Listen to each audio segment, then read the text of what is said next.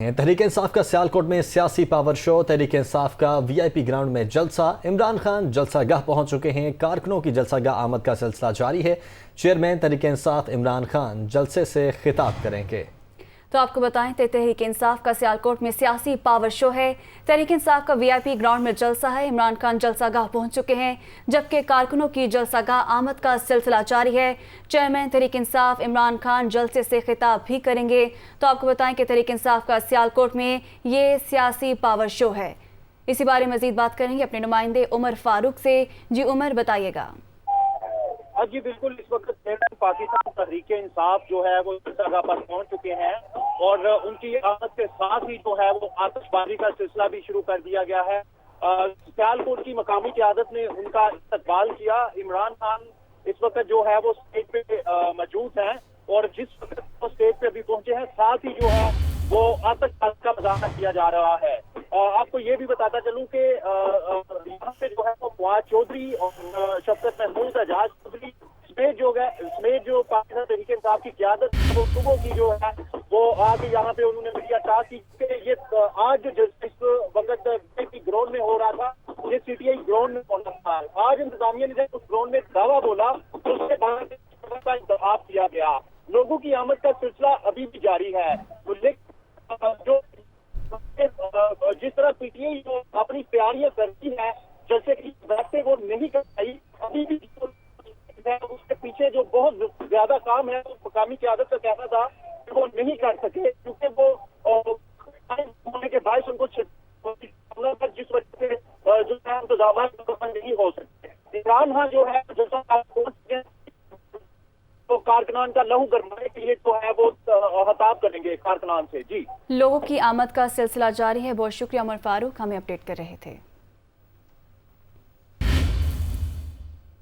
रहनुमा तहरीक इंसाफ फवाद चौधरी ने कहा है कि मुल्क में इंतजामी बहरान पैदा कर दिया गया है। 22 करोड़ आवाम इमरान खान के साथ हैं। सियासी जलसे जुलूसों को नहीं रोका जा सकता। हुकूमत ने मजहब कार्ड इस्तेमाल करके पीटीआई के जलसे की जगह तब्दील की। वो सियालकोट में गुफ्तगू कर रहे थे। पाकिस्तान के अंदर एक इंतज़ामी बहरान पैदा हो चुका है। एक सियासी बहरान तो था ही। अच्छा, अब इसको डील वो किस तरह कर रहे हैं? बजाय इसके कि संजीदा फैसले लिए जाएं और मुल्क में आम इंतखाबात की तरफ बढ़ा जाए। आज आपने देखा सियालकोट में क्या हुआ। आप कभी जलसों को, जुलूसों को आप इस तरह से रोक सकते हैं? आज इन्होंने सियालकोट का एक जलसा रोका है। अल्हम्दुलिल्लाह आज पाकिस्तान के हर शहर में जलसा हो रहा है। पाकिस्तान की 20 करोड़ की जो आवाम है वो इमरान खान के पीछे खड़ी है। और ये जो जलसे रोकने वाला मामला है या ये कि लोगों को गिरफ्तार कर लेंगे, ये कामयाब नहीं होना। और इतनी भोंडी बातें ये कर रहे हैं कि जी हमने इसलिए ये जलसागाह जो है उसको बदल दिया कि वो जो प्रेस्बिटेरियन चर्च है उसकी मलकियत थी। तो ये हमें ना सुनाए कि ये चूँकि हमें बड़ा एहतराम है और इसलिए। तो 4 हफ्ते पहले जो ख्वाजा आसफ यहाँ पे जो पाकिस्तान का एक नाम नेहाद अब डिफेंस मिनिस्टर है, जो वो यहाँ पे जलसे करके गया है, उसको जो है आप क्या कहेंगे? वफाकी वज़ीर दाखिला ने कहा है कि सियालकोट के सीटीआई ग्राउंड में जलसे की इजाज़त न देना इंतजामिया का दुरुस्त इकदाम था। काबीना ने फैसला किया तो तहरीक इंसाफ के लॉन्ग मार्च को रोका जाएगा। राना सनाउल्लाह ने इमरान खान की गिरफ्तारी का इंदिया भी दे दिया। लंदन में हमारे नुमाइंदे अजहर जावेद से गुफ्तगू करते हुए उनका मजीद क्या कहना था, आपको भी दिखाते हैं। राना सनाउल्लाह साहब वफाकी वज़ीर दाखिला हमारे साथ मौजूद हैं।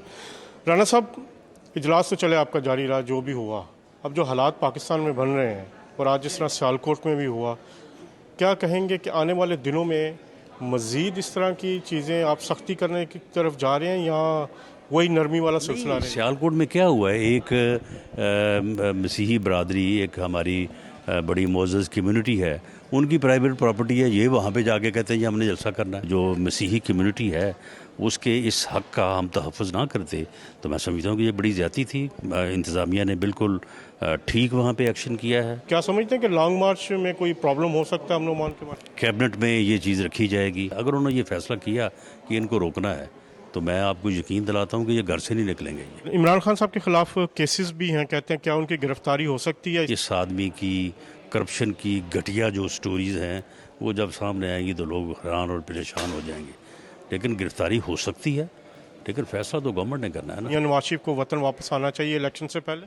मियां नवाज शरीफ को जो है वो जल्द वापस वतन लेके जाना हमारी टॉप प्रायोरिटी है, होनी चाहिए। और अल्लाह करे कि अल्लाह ताला हमें ये हिम्मत दे और ऐसे असबाब पैदा करे कि मियां नवाज शरीफ अपने मुल्क वापस जाए।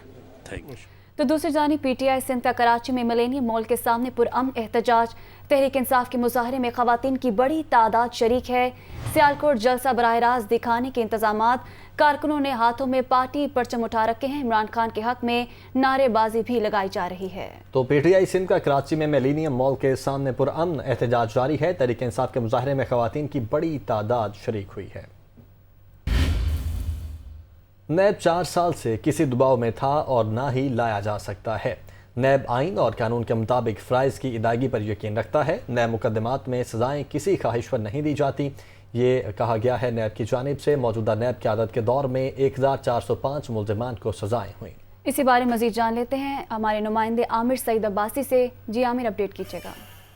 देखिए, कौमी एहतसाब ब्यूरो ने वजाहत जारी की है। बाज़ अखबारात में मोरखा 14 मई 2022 को नैब के हवाले से शाया खबर की वजाहत करते हुए नैब ने ये वाज़ेह किया है कि इंसदाद बदउनवानी का नैब एक आज़ाद इदारा है और खुद मुख्तार इदारा है। और नैब की मौजूदा क़यादत ने गुज़श्ता 4 साल से ज़ायद अरसे के दौरान नैब ने ना ही किसी दबाव में था और ना ही किसी के दबाव में है और ना ही किसी के दबाव में लाया जा सकता है, क्योंकि नैब हमेशा आइन और कानून के मुताबिक अपने फ़राइज़ सरअंजाम देने पर सख्ती से यकीन रखता है। इस वजाहत में यह भी कहा गया है कि इसका जो वाज़ेह सबूत है वो नैब की मौजूदा क़यादत के दौर में मौजूद एहतसाब अदालतों की तरफ से नैब की मौसर और भरपूर पैरवी की बदौलत नैब रेफरेंसेज में 1405 मुल्ज़िमान को सजाएं सुनाना और जुर्माने आयद करना है।